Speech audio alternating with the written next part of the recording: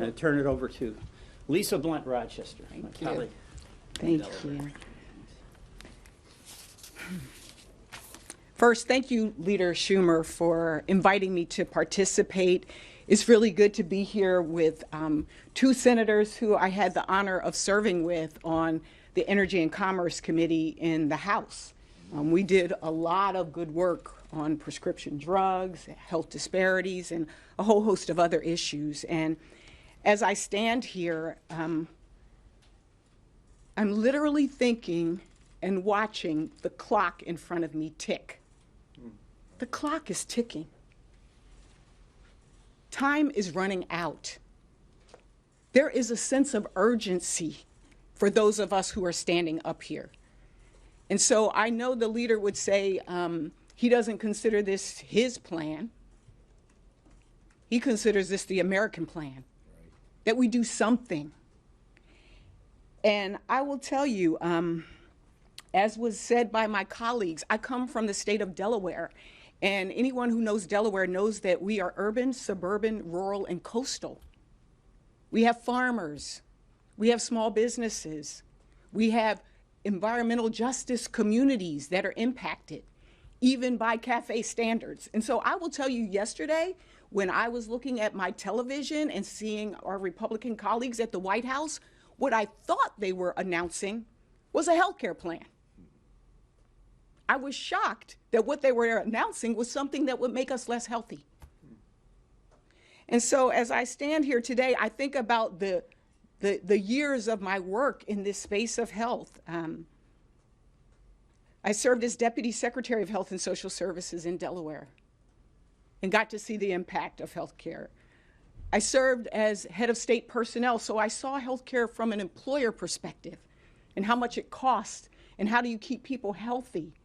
I served as CEO of the Urban League, so I got to see health disparities and how in this country, as rich as we are, we have one of the highest maternal mortality rates in the world.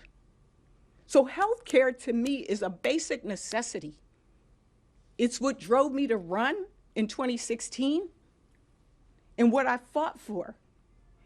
And times it's sort of like history is repeating itself or rhyming. Because I came in, Donald Trump was president. Republicans had the House and the Senate. And as was said, there were calls for repealing and replacing the Affordable Care Act.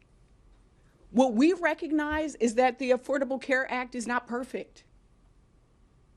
But one thing I do know is that that family who has somebody with a pre-existing condition like asthma or diabetes is grateful.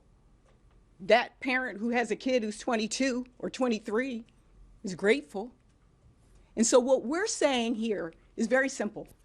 We have an immediate problem, an immediate crisis, an immediate cliff, and we need to take immediate action.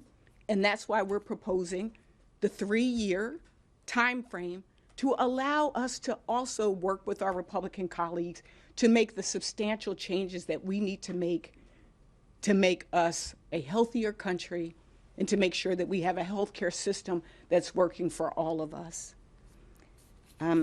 I came up here with a whole bunch of notes and really didn't use any of them because it's really that basic.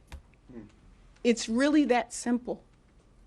We're proposing something that will help right now while we also give time to work together. I have stories of Delawareans, as my colleagues do, small business owners, rideshare drivers, young people who are concerned. For the first time, I had a resource fair. For the first time, people were lined up hugging me, saying, please help us, please. And so we stand up here on behalf of the hardworking families. And we also stand up here to say, for anyone, including the president, to say that this is a Democratic hoax. Right now, people are looking in their email and in their mailboxes, and they have the receipts. It's happening now. and we need to act now.